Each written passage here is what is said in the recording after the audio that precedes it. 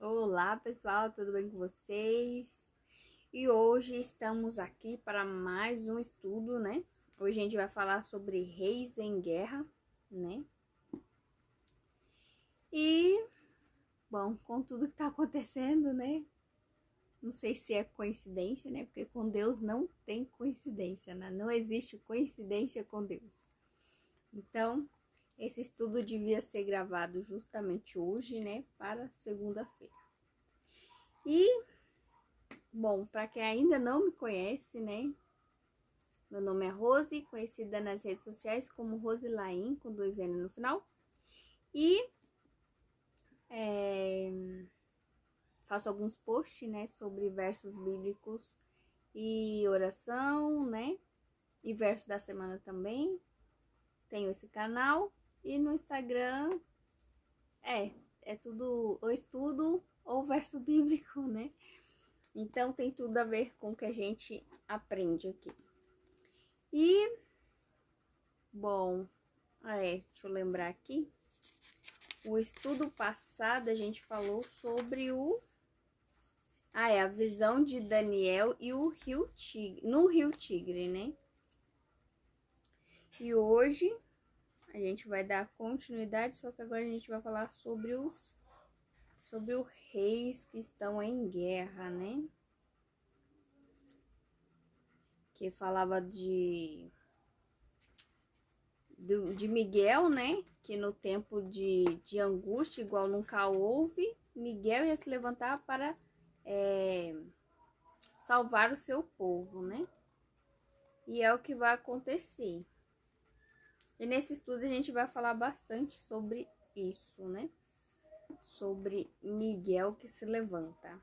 Então, no capítulo 11 do livro de Apocalipse, de Daniel, ó, Apocalipse. Ai, tô com Apocalipse na cabeça, mas é Daniel. Então, capítulo 11 de Daniel, né?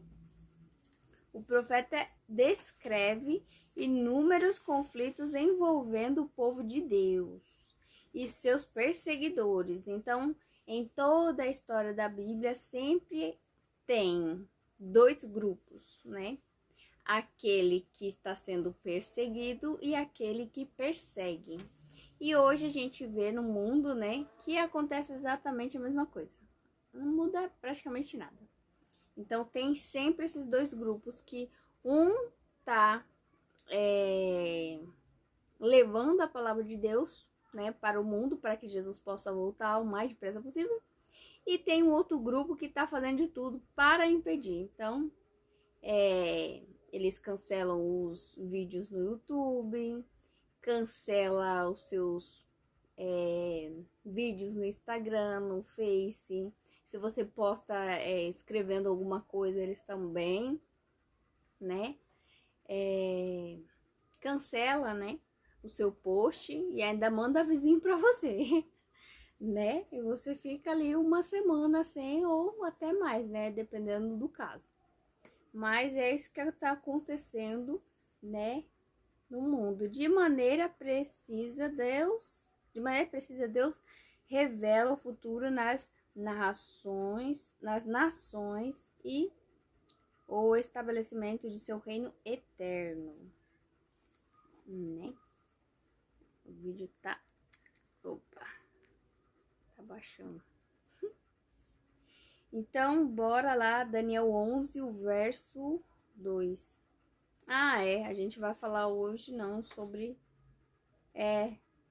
vai ser só no próximo estudo que a gente vai falar mais sobre, né, Miguel que se levanta. Eu tinha feito um estudo agora e fiquei com na cabeça, né, o capítulo 12 de Daniel. Mas hoje é capítulo 11, né? Então, quantos reis ainda se levantaria da Pérsia?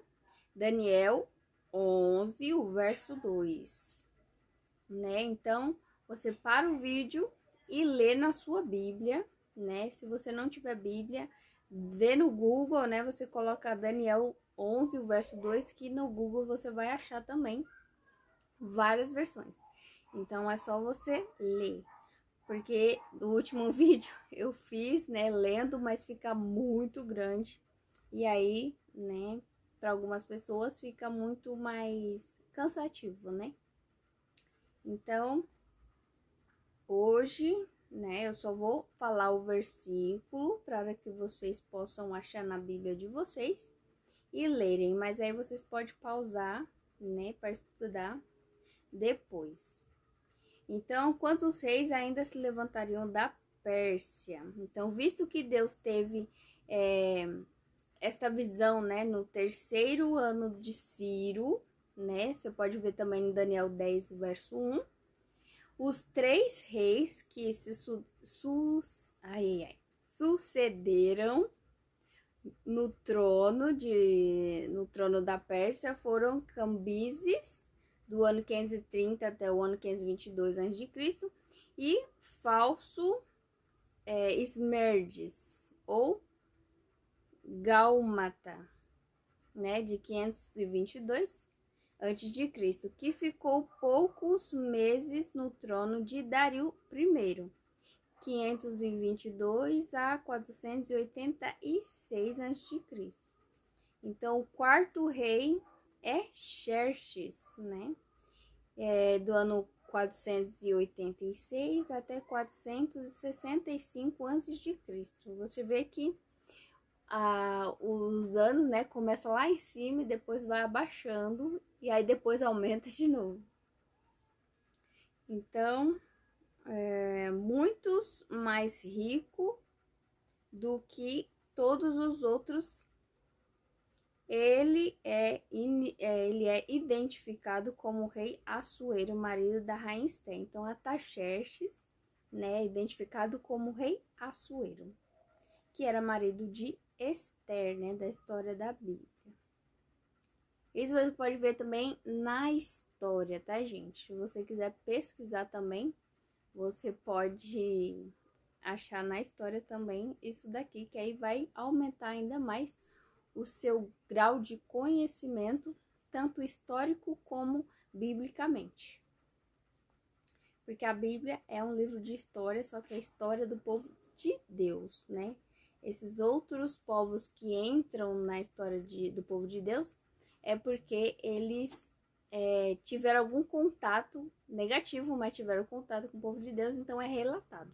Só. Daniel 11, verso 3, e depois Daniel 8, verso 7. De acordo com a visão, o que o quarto reino faria contra a Grécia. Então, o verso 2 diz que o quarto rei, identificado como rei Xerxes, né, empregaria toda a sua riqueza contra o reino da Grécia. A Península Grega era a única área do Mediterrâneo Oriental que não estava sob o domínio da Pérsia. Em 490 a.C., Dário o Grande,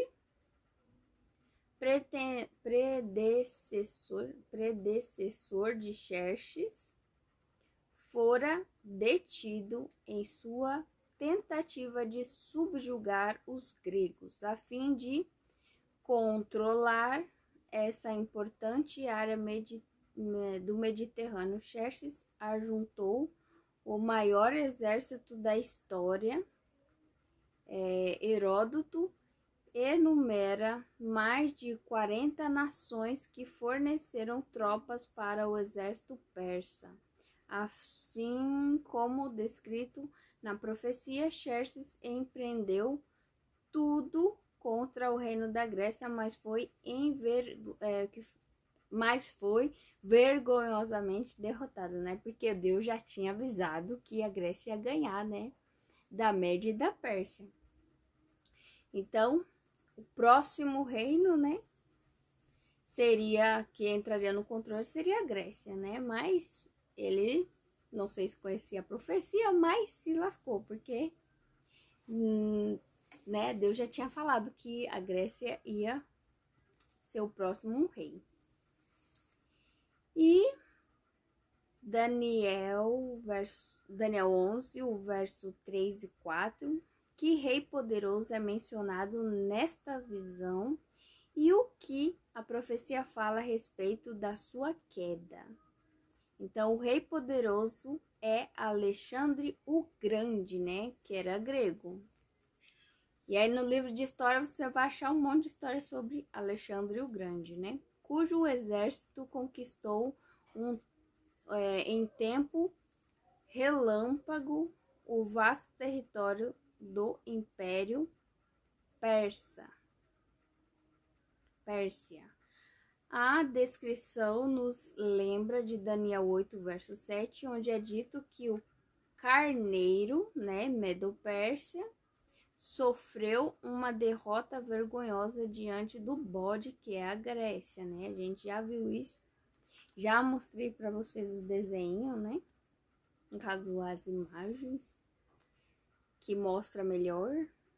Contudo, no auge do seu poder, o reino de Alexandre foi quebrado e dividido entre 2 generais. A profecia especificava que seu reino não seria para a sua posteridade, porque Alexandre o Grande morreu novo e sem filho, então ficou para os seus generais, né? E foi dividido entre seus generais. Não lembro aqui se eu falei 2, mas era entre seus generais, né? Que no caso eram 4, né? Por isso que tinha 4 cabeças, o leopardo e 4 asas. Por causa que o reino, né? O leopardo em si era Alexandre o Grande, as 4 cabeças eram os generais e as 4 asas era a velocidade com que eles conquistaram, né? O mundo, né? Naquela época. E agora no verso 5, né, conforme a visão que generais ou reis recebem destaque entre os demais. Então, o Império de Alexandre foi dividido entre 4 sucessores, né? Mas não demorou muito para que esses 4 fossem reduzidos a 2. Então, a expressão rei do sul e rei do norte, né, aparece com a frequência neste capítulo de Daniel e não há dúvidas de que o rei do sul é o Egito, governado pelo Ptolomeu, ao passo que reino do norte é a Síria, 2 inimigos poderosos do povo de Deus, né? Governada pelos Seleucidas, né? Que um dos generais era Seleuco, então Seleucidas. Qual seria a razão da profecia dedicar uma atenção especial a essas 2 divisões do Império de Alexandre? Então, pela simples razão de que 1 e 2 era um e depois o outro controlaram o território de Israel. Do ponto de vista da história da redenção, os acontecimentos políticos adquirirem significado no momento em que tem relação com o povo de Deus. Então, por isso que esses reinos aqui entram na história, porque chegou uma hora que eles controlaram, né, Israel, que é o povo de Deus. E continuar aqui no verso 6, né? O que fariam estes 2 reinos para promover a paz entre si? Então, o que fala no verso 6? Fala que eles fariam aliança um com o outro, né? Usando de casamento para que os reinos, né, se unissem e tivessem paz. Mas isso não acontece, né? Porque Deus, quando fala, é porque ele já viu o que ia acontecer, né? Então, não dava certo. E aí, como podemos ter certeza que os versos 21 em diante se referem a Roma pagã e Roma papal. Daniel 11, o verso 21, 22, 28, 31, 33 e 36. Vou deixar tudo na descrição para vocês não ficarem bananadas, né? Porque é muito verso. Mas é capítulo 11 todinho de Daniel. E as mesmas ações do chifre pequeno, registradas no capítulo 7 e 8, né, são reproduzidas com maior detalhes neste capítulo, segundo Daniel 11, verso 22. O rei do norte deveria quebrantar o príncipe da aliança. O termo hebraico usado para príncipe neste versículo é Najid, acho que é isso. E esta mesma palavra ocorre apenas mais uma vez no livro de Daniel, no capítulo 9, né, o verso 25 até o 27. Como já foi estudado, né, gente, já viu o capítulo 9, esta passagem de Daniel 9, que explica a visão do capítulo 8, menciona um Najid príncipe, né, que faria um firme aliança com muitos, né, uma firme aliança com muitos, né, se referindo a Jesus, né, ou seja, ele seria morto, né, Jesus foi morto, portanto, o Najid, que seria quebrantado no capítulo 11, deve ser identificado como o mesmo Najid, príncipe do capítulo 9, a saber, Jesus. Tanto a morte de Cristo como a destruição de Jerusalém ocorreram durante o domínio do Império Romano. Assim, podemos interpretar com segurança que homem vil refere-se ao referido nos versos 21 em diante, se refere tanto a Roma pagã como a Roma papal também, né? Porque lembra da estátua de Nabucodonosor?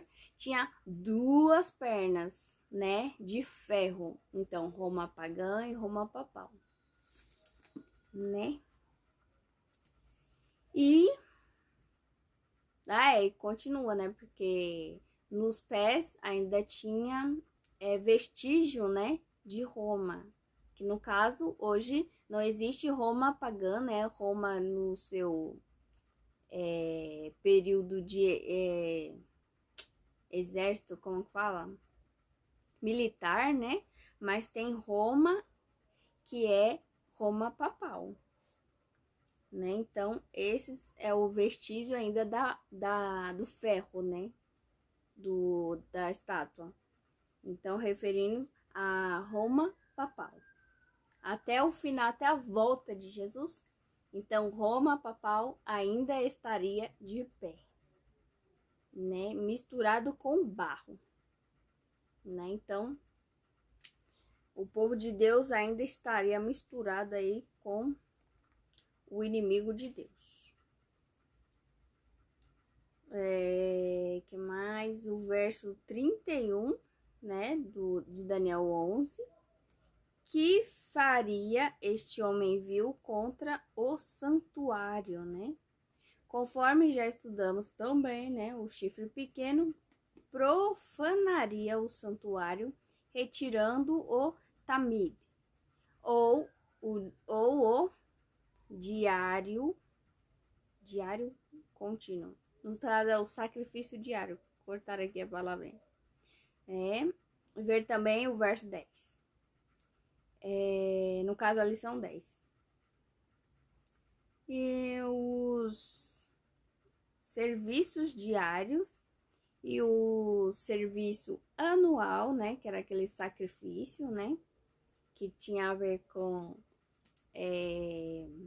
apontando, né? Os sacrifícios apontavam para Jesus, né, a obra ministerial de Jesus no santuário celestial.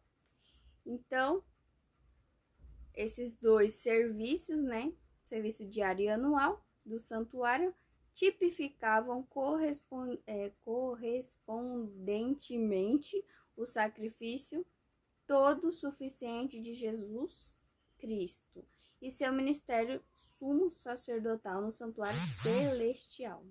Então, tudo que você vê na Bíblia aponta para Jesus, né? E o santuário é o que mais apontava para Jesus, é os ritos do santuário, né, terrestre.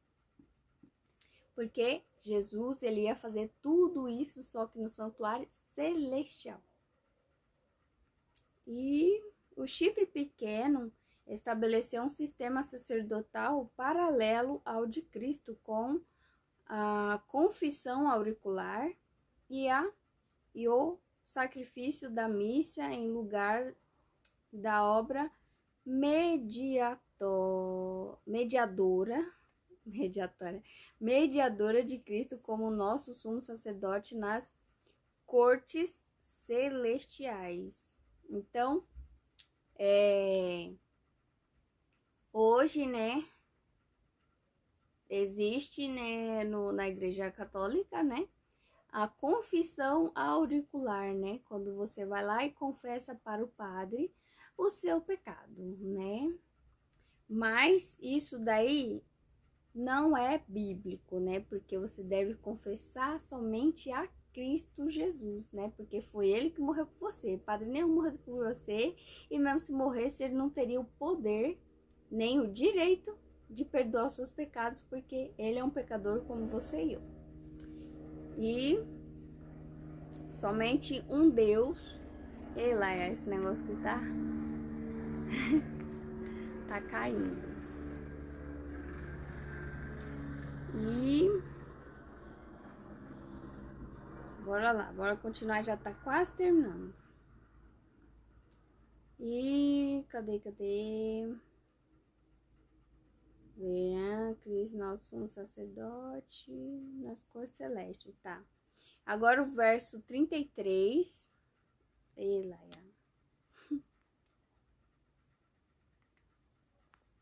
deixa eu dar uma pausa aqui. Pronto, já arrumei. Daniel, tá. O verso 33, Daniel 12:7, Daniel 7:25. O que mais este poder faria contra os santos do Altíssimo, né? Então, o profeta viu que o verdadeiro povo de Deus, que sempre esteve determinado a contar aos outros sobre a gloriosa verdade do Evangelho, enfrentaria perseguições e dificuldades impostas por Roma. Então,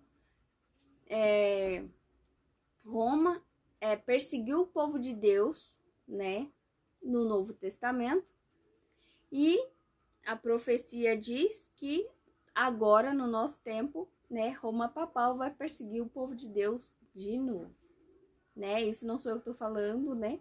Mas é o que a Bíblia vem nos revelando a partir do livro de Daniel e Apocalipse, né?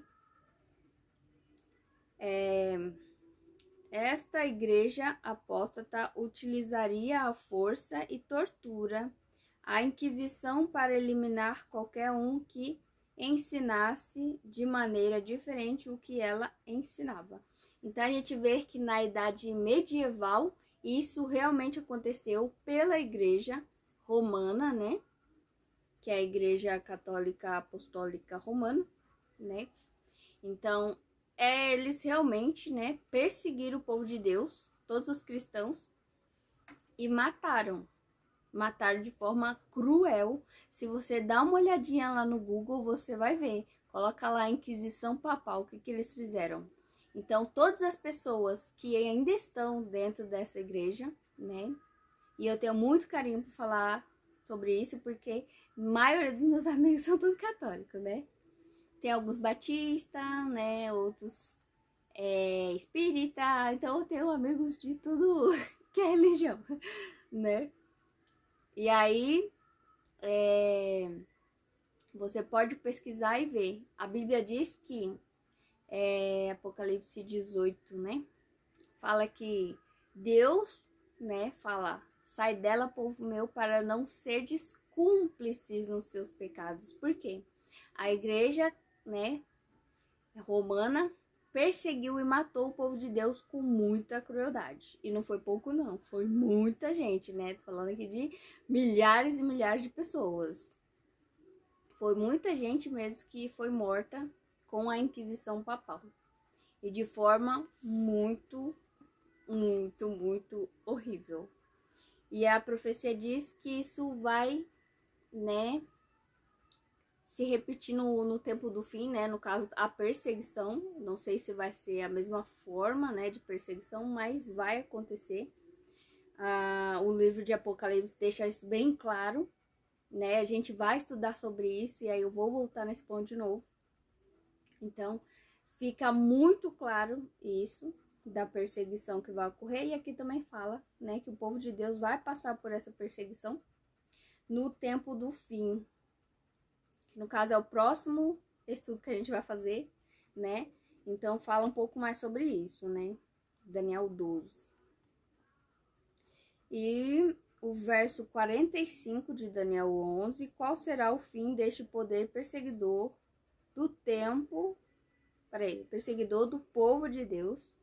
Então, a Bíblia descreve que este poder continuará sua guerra contra os santos até o fim, né? Porque a estátua, né, de Nabucodonosor mostra que o ferro continuaria misturado com o barro, né? Até a pedra cortada sem auxílio de mão quebrar os pés da estátua, né? Que no caso é a volta de Jesus. Então, até a volta de Jesus, Roma vai continuar perseguindo o povo de Deus.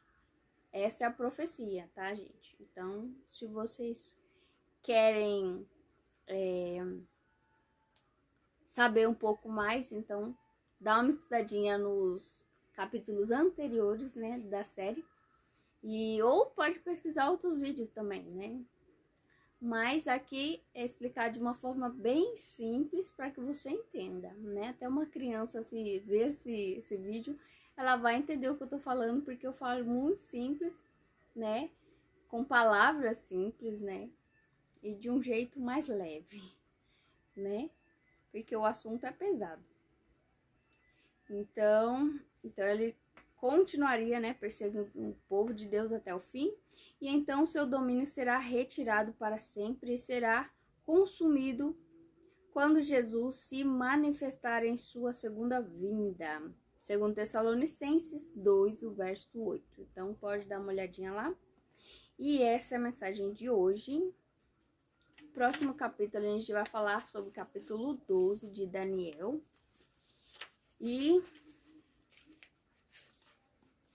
o tempo de angústia, né? Que é o tempo que o povo de Deus vai passar.